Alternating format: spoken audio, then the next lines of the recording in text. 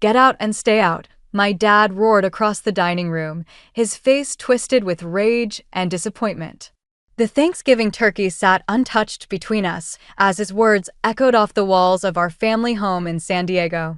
I sat there, stunned by the venom in his voice, my fork still halfway to my mouth. The cranberry sauce suddenly tasted bitter, and I felt the familiar weight of his expectations crushing down on me like a physical force. My name is Belle Hampton.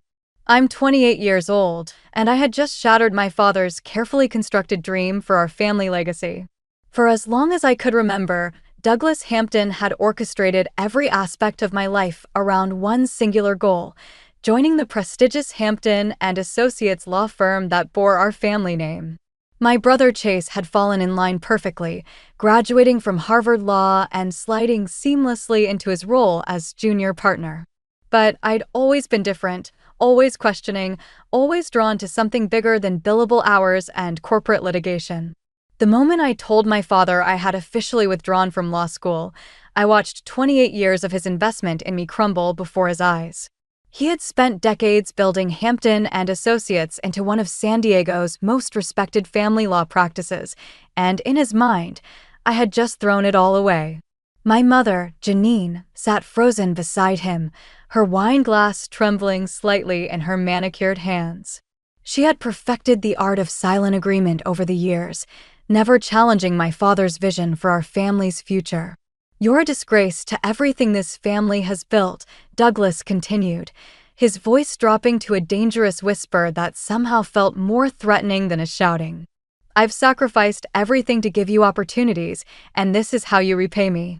I set down my fork carefully, feeling something cold and determined settling in my chest. The disappointment wasn't new, but the finality in his voice was. Chase shifted uncomfortably in his chair, his eyes fixed on his plate as if the mashed potatoes held the secrets of the universe. Even now, at 34 years old, he couldn't bring himself to defend me against our father's wrath. "After everything I've done for you," Douglas said, standing up so abruptly that his chair scraped against the hardwood floor. "Get out of my house. Get out and stay out."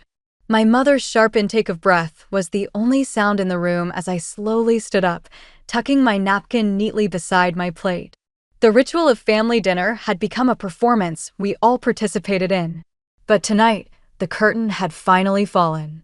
As I walked toward the door, I could feel their eyes on my back, but nobody called out to stop me. The silence spoke louder than any words could have. Growing up in the Hampton household meant living under the constant pressure of achievement and appearances. My father had built his reputation on the foundation of family values and legacy, ironically, while emotionally distancing himself from his own children. Chase had always been the golden child, the one who asked the right questions and made the right choices. He graduated summa cum laude from Harvard, passed the bar on his first attempt, and seamlessly transitioned into the family business without ever questioning whether it was what he truly wanted. I, on the other hand, had always been the problematic daughter. While Chase studied corporate law and taxation, I found myself drawn to environmental science and social entrepreneurship. During my undergraduate years at UC San Diego, I spent my summers volunteering with sustainable development organizations instead of interning at prestigious law firms. My father tolerated these phases as long as I maintained my grades and stayed on track for law school. The tension between us had been building for years, but it reached a breaking point during my second year at Stanford Law. I was sitting in a contracts class, listening to a professor drone on about breach remedies, when I realized I was slowly dying inside. Every case study felt like another nail in the coffin of my authentic self. That evening, I called my roommate from 3 years earlier, Maya, who was working with a female-led venture capital group in Los Angeles. "I have an idea," I told her, pacing around my tiny apartment near campus. Solar-powered infrastructure kits for developing communities, plug-and-play systems that can provide clean energy and internet connectivity to remote areas. Maya listened intently as I outlined my vision. The technology already existed, but nobody had figured out how to make it accessible and affordable for communities that needed it most. I had been researching the concept for months, sketching out business models on napkins and staying up late reading about microfinance and social impact investing. You should pitch this to Vidian Capital, Maya suggested. They're looking for exactly this kind of innovation. That conversation changed everything. Within a week, I had quietly withdrawn from Stanford and moved to a cramped co-working space in Venice Beach. My parents thought I was taking a temporary leave of absence to find myself, and I let them believe it. Chase called occasionally to check in, but our conversations always felt stilted and careful, as if we were both afraid of saying the wrong thing. For 9 months, I lived off my savings and ate ramen noodles while perfecting my pitch. I submitted proposals to 17 different investment groups and received 17 rejections. Some were form letters, others were more personalized feedback about market viability and scalability concerns. Each rejection stung, but it also taught me something valuable about resilience and determination. My parents never asked about the specifics of my break from law school, and I never volunteered the information. The less they knew, the better.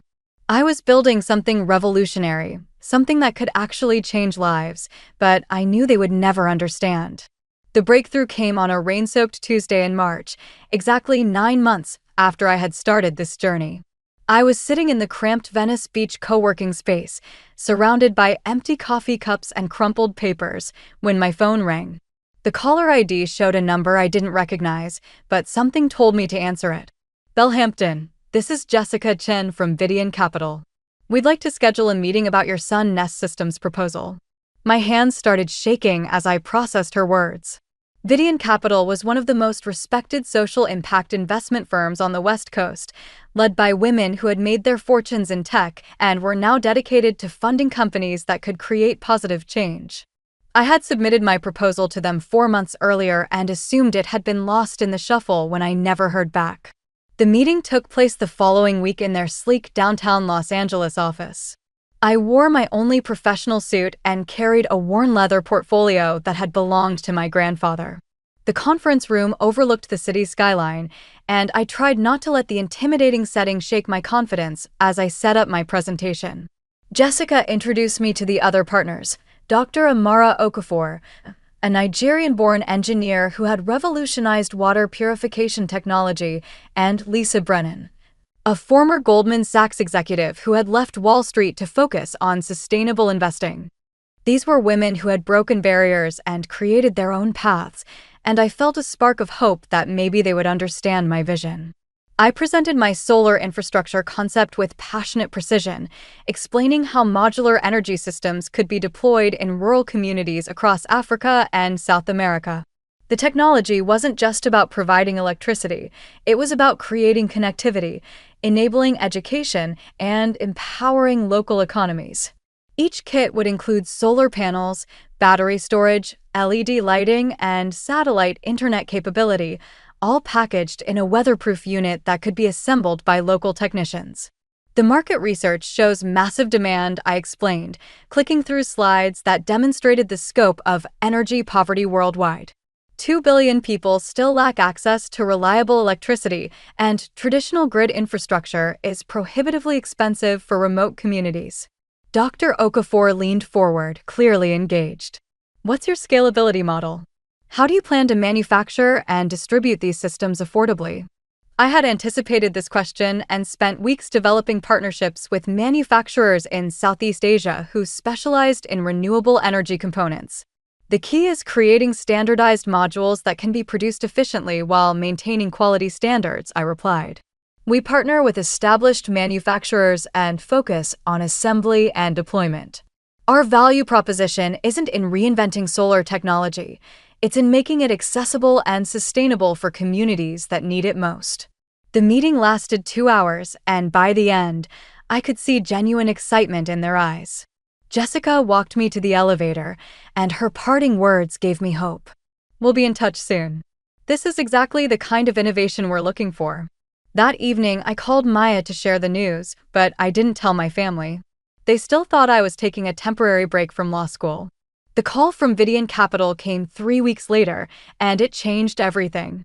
Jessica's voice was warm but professional as she delivered the news that would transform my life. Belle, we'd like to offer Sun Nest Systems $30 million in Series A funding with an additional commitment for Series B if you hit your first-year deployment targets. I nearly dropped the phone. $30 million. It was more money than I had ever imagined, enough to launch operations across 3 continents and establish the manufacturing partnerships we needed to scale rapidly. The terms were generous, too. Vidian would take a 40% stake in the company, leaving me with controlling interest and the freedom to operate according to my vision. There's one condition, Jessica continued. We want you to accept a position on the California Renewable Council. It's a state advisory board that evaluates green energy initiatives and distributes federal grants. Your expertise would be valuable, and it would give Sun Nest additional credibility in the market. The California Renewable Council was prestigious, composed of leading experts in sustainable technology and environmental policy. Membership was by invitation only, typically reserved for executives with decades of experience. At 28, I would be one of the youngest appointees in the council's history. I'm honored, I replied, still processing the magnitude of what was happening. When would I start? Immediately. We're announcing the funding next month, and the council appointment will be part of the press release. This is going to put you on the map in a big way, Belle. After hanging up, I sat in stunned silence in my tiny Venice Beach apartment. 9 months ago, I had been a dropout law student, eating ramen noodles and questioning every decision I had made. Now, I was about to become the chief strategy officer of a $30 million company with operations spanning multiple continents. The next few weeks passed in a blur of legal documents, media interviews, and strategic planning sessions. Vidian's team helped me establish a proper corporate structure, hire key personnel, and begin the process of setting up manufacturing partnerships. I moved out of my cramped apartment and into a modern loft in Santa Monica, finally able to afford furniture that didn't come from thrift stores. The press coverage was overwhelming. TechCrunch featured Sun Nest Systems as one of the top social impact startups to watch, and Forbes included me in their 30 under 30 list for social entrepreneurship. The attention was gratifying, but also surreal. I kept expecting someone to tap me on the shoulder and tell me there had been a mistake. Through it all, my family remained oblivious to my success. I had perfected the art of deflecting their questions about my plans, giving vague answers about exploring opportunities and taking time to figure things out. My father had stopped asking altogether after our last uncomfortable phone conversation, when he had again suggested I consider returning to law school before it was too late. Chase called occasionally, but our conversations felt increasingly distant. He was busy with a high-profile divorce case that was generating significant media attention for Hampton and Associates, and I could tell he was frustrated by my apparent lack of direction. In his mind, I was wasting my potential while he was building his career and contributing to the family legacy. "Dad's really worried about you," he said during one of our rare phone calls. "He thinks you're having some kind of quarter-life crisis." I almost laughed at the irony. While my father was worried about my supposed crisis, I was building something that would outlast his law firm by decades. But I kept that knowledge to myself, knowing that the revelation would be sweeter if it came as a complete surprise. The California Renewable Council position was officially announced in October, generating another wave of media coverage. My appointment was noted in several legal publications, including the California Bar Journal, but I didn't think my family paid attention to environmental news. The gap between my public success and my family's perception of my failure was growing wider every day. As Thanksgiving approached, the tension between my two worlds became almost unbearable. In the business world, I was being recognized as an innovative leader in sustainable technology. Sun Nest Systems had deployed our first pilot programs in Kenya and Guatemala, providing clean energy to over 5,000 people in remote communities. The success stories were pouring in, children studying by LED light instead of dangerous kerosene lamps, small businesses operating refrigeration units for the first time, and community centers offering internet access for education and communication. But to my family, I was still the disappointing daughter who had thrown away her legal career for undefined pursuits. The disconnect was painful, especially when I received updates about Hampton and Associates' continued growth and success. My father had recently been honored by the San Diego Bar Association for his contributions to family law, and Chase was being considered for partnership ahead of schedule. I found myself caught between the desire to share my achievements and the strategic value of maintaining my secret. Part of me wanted to prove to my father that I had made the right choice, that dropping out of law school had led to something far more meaningful than partnership in his firm. But another part of me recognized that the element of surprise would be more powerful than gradual revelation. The week before Thanksgiving, I made a decision that would change everything. I purchased a $7 million oceanfront mansion in Malibu, complete with floor-to-ceiling windows overlooking the Pacific Ocean and private beach access. The house was a symbol of my success, but more importantly, it was a statement of independence. I was no longer the lost daughter living on borrowed time and good intentions. The real estate transaction generated its own media attention as celebrity news outlets speculated about the young tech executive who had purchased one of Malibu's most exclusive properties. The attention made me nervous, but I assumed my family was too focused on their own concerns to notice entertainment news about property purchases. I spent the days leading up to Thanksgiving carefully preparing for what I knew would be a difficult conversation. My family expected me to announce my plans for returning to law school, or at least acknowledge that my experimental phase had failed.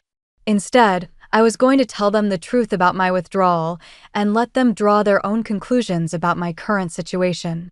The morning of Thanksgiving, I drove from Malibu to my parents' house in La Jolla, taking the scenic coastal route that had always calmed my nerves. The familiar neighborhoods looked different now that I was viewing them from a position of financial success rather than dependence.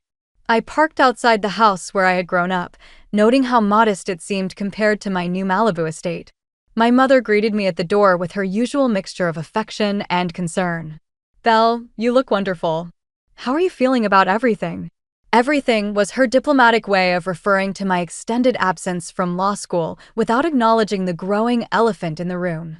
I hugged her and followed her into the kitchen, where the familiar sounds and smells of Thanksgiving preparation transported me back to childhood memories of family gatherings that had felt warmer and more genuine. Chase arrived with his girlfriend, Kelly, a fellow attorney who worked at a competing firm. They made the perfect legal power couple, discussing recent cases and bar association politics with the easy confidence of people who had never questioned their career paths. Kelly had always been polite to me, but I could sense her confusion about my current status as the family disappointment. As we gathered around the dining room table, I knew this would be the last Thanksgiving where my family saw me as a failure. The conversation I had been dreading began innocently enough, as family conversations often do. We had finished the main course, and my mother was clearing plates while my father poured wine with the ceremonial precision he brought to everything. Chase and Kelly were discussing a recent Supreme Court decision that could impact family law practices, and I found myself genuinely interested in their analysis, despite my own divergent path. "Belle," my father said suddenly, turning his attention to me with the focused intensity that had intimidated me since childhood. "I've been patient about this whole sabbatical situation, but we need to talk about your plans. Spring semester starts in 2 months, and if you're going to re-enroll at Stanford, we need to handle the paperwork soon." The assumption in his voice was clear. Of course, I would be returning to law school, because what other reasonable option could there be? My mother nodded encouragingly from the kitchen doorway, clearly hoping this conversation would resolve the uncertainty that had been hanging over our family gatherings. "Actually, Dad," I said, setting down my wine glass carefully, "I'm not taking a sabbatical. I officially withdrew from Stanford 8 months ago." The silence that followed was deafening. Kelly stopped mid-sentence in her conversation with Chase, and I could see my mother's face pale as she processed what I had just said. My father's expression shifted from confusion to anger so quickly that I almost flinched. "You what?" he said, his voice dangerously quiet. "I withdrew from law school," I repeated, meeting his gaze directly. I realized it wasn't the right path for me, so I left to pursue something else. Chase leaned forward, clearly trying to mediate before the situation exploded. "Belle, maybe we can discuss options for reapplying next year. There are other good law schools that might." "You don't understand," I interrupted. "I'm not planning to return to law school ever. I've started a company, and it's been incredibly successful." My father's face was turning red, and I could see the vein in his temple that always appeared when he was truly angry. "A company? What kind of company? Some little internet startup that will be bankrupt in 6 months. Sun Nest Systems, I said simply. We develop solar-powered infrastructure for developing communities. We just closed $30 million in series of funding. The words hung in the air like smoke from an explosion. I watched my family's faces as they tried to process what I had just told them. $30 million was more money than Hampton and Associates had generated in revenue over its entire 30-year history. That's impossible, my father said flatly. You've been out of school for 8 months. Nobody raises that kind of money without experience or credentials. I have both, I replied calmly. I spent 2 years developing the technology and business model while I was supposedly studying contracts and torts. And as of last month, I was appointed to the California Renewable Council. Kelly's eyes widened with recognition. The Renewable Council? That's incredibly prestigious. My firm has tried to get clients appointed to that board for years.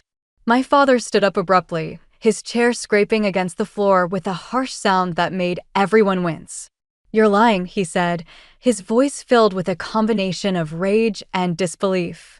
This is some elaborate fantasy you've constructed to justify throwing away your education.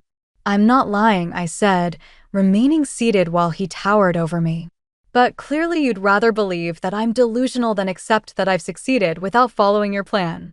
That's when he exploded with the words that would end our relationship forever. The next morning, I drove straight from my parents' house to my new Malibu mansion, my father's words still echoing in my ears.